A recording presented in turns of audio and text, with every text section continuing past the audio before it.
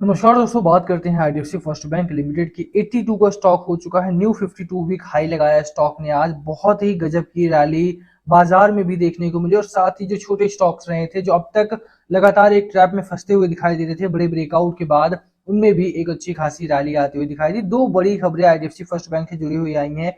Wall street journal पर भी एक बड़ी खबर छपी है आईडीएफसी फर्स्ट बैंक से संबंधित, उसकी चर्चा करेंगे इस वीडियो में।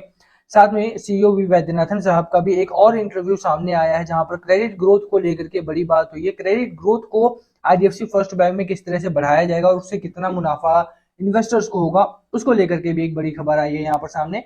उसकी भी चर्चा यहाँ पर होगी। चलिए शुरू करते हैं, बट उससे पहले अगर आप चैनल पर नए हो प्लीज चैनल को सब्सक्राइब कर दो, हिट दैट बेल आइकन ताकि आपको नोटिफिकेशन मिल सके। चलिए स्टार्ट करते हैं। ओवरऑल अगर आप देखोगे तो स्टॉक अभी भी काफी स्ट्रांग है और जैसा मैंने आपको लास्ट टाइम भी बोला था कि कंपनी में अगर अभी तक आपने बाइंग नहीं की है तो यहाँ पर बिल्कुल बाय करके रखना चाहिए कि स्ट्रांग सपोर्ट जोन यहाँ पर बनता हुआ दिखाई दे रहा है। हालांकि अपर एंड पर अगर आप देखोगे तो एक 86 रुपीज के आसपास का रेजिस्टेंस अभी भी है। तो अगर खरीदारी करने जा रहे हो तो आपको 86 रुपीज के रेजिस्टेंस को जरूर वॉच आउट करना चाहिए।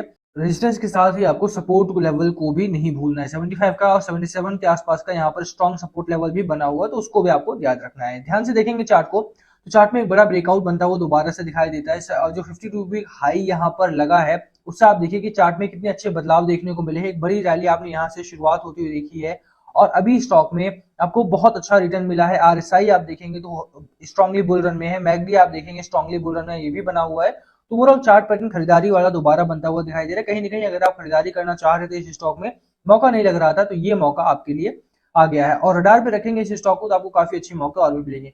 क्वार्टरली नंबर्स की बात जहां तक रही, क्वार्टरली नंबर में आपको दिखा देता हूँ यहाँ पे क्योंकि बहुत इंपॉर्टेंट हो जाते हैं इस पॉइंट पर जब मर्जर की बात चल रही है। लास्ट डे ही मैंने आपको लेट्रिक्स के साथ एक ईवी कंपनी जिसके बाद बड़ी पार्टनरशिप यहाँ पर कंपनी की हुई है, आईडीएफसी फर्स्ट बैंक की हुई है, उससे काफी ज्यादा बड़े बदलाव उससे भी होंगे। उस खबर पर चर्चा करें उससे पहले आप देखिए कि कंपनी की प्रेजेंट फॉर्म क्या है। आप देखिए 7,882 करोड़ के आसपास, 22 करोड़ के आसपास का रेवेन्यू जनरेट करी कंपनी।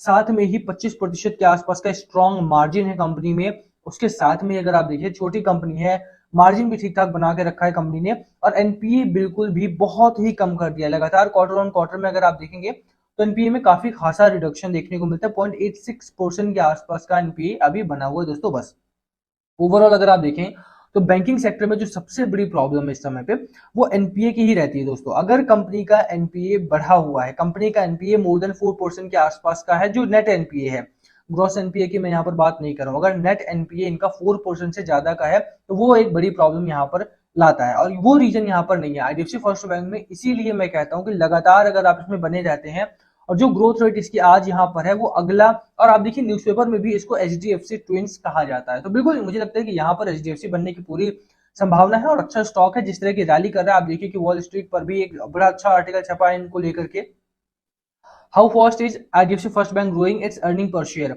ईपीएस रेशियो अगर आप इस कंपनी का देखेंगे, ईपीएस रेशियो अगर आप देखेंगे इस कंपनी का तो बहुत अच्छा हो चुका है विद इन अ ईयर, एक ही साल के अंदर दोस्तों। ईपीएस रेशियो आप देखिए कि कितना गजब का हुआ। इट इज और striking that IDFC first bank EPS went from 0.21 21 पैसे से बढ़ करके 3.75 पैसे के आसपास जस्ट एक ईयर में हो गया है ईपीएस अर्निंग पर शेयर की अगर आप बात करें तो।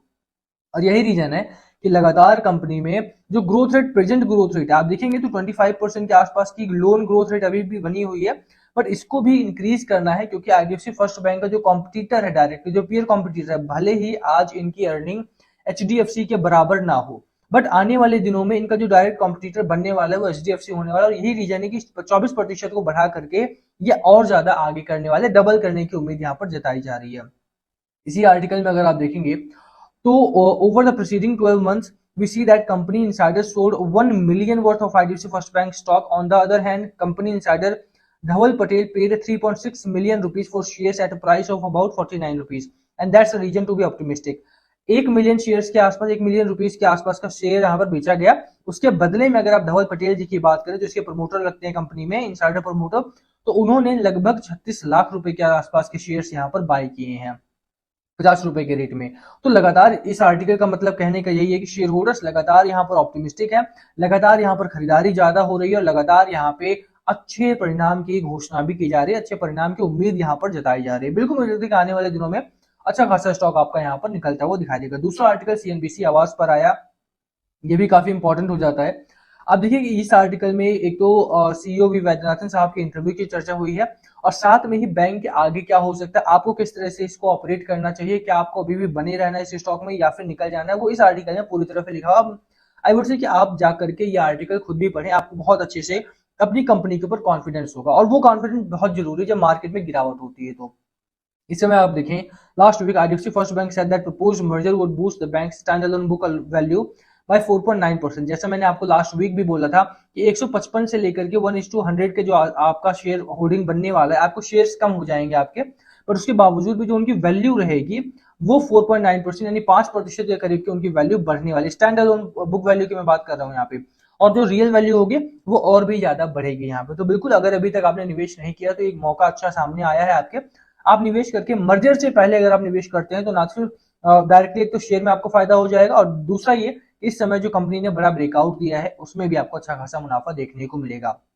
जहां तक बात रही चार्ट की, चार्ट बहुत ही अच्छा काम कर रहा है ओवरऑल। अगर आप अपर एंड पर देखें तो 86 रुपीज के आसपास का आपको रेजिस्टेंस लेकर के चलना है। खरीदारी अगर करनी है तो 75 रुपीज के आसपास का सपोर्ट जोन नहीं भूलना है आपको। पहला टारगेट 86 का रहेगा, उसके ऊपर स्टॉक आपका 104 का आपका सेकंड टारगेट यहाँ पर रहने वाला है। स्टॉक बहुत ही अच्छे मोमेंटम में बना हुआ है और स्टॉक बहुत ही अच्छे जोन में है। तो अगर आप खरीदारी करने जा रहे हो तो दो चीजों का पहले सबसे पहले ध्यान रखो, क्योंकि मार्केट आपका ऑल टाइम हाई पर है इस समय पे। आज ही मार्केट काफी ऊपर तक गया, 19,500 के आसपास का निफ्टी ने हाई लगाया है, 19,500 क्रॉस कर गया। उसके बाद बाजार में बिकवाली देखने को मिली।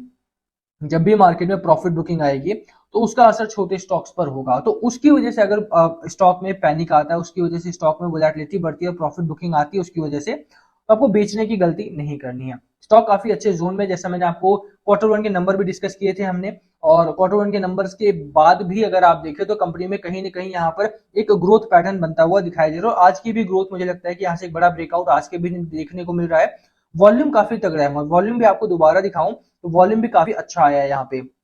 यहाँ पर अगर आप देखेंगे 50 मिलियन शेयर्स के आसपास आपका आज ट्रेड हुआ है, तो मुझे लगता है वॉल्यूम भी बहुत तगड़ा है, तो खरीदारी बिल्कुल करी जा सकती है।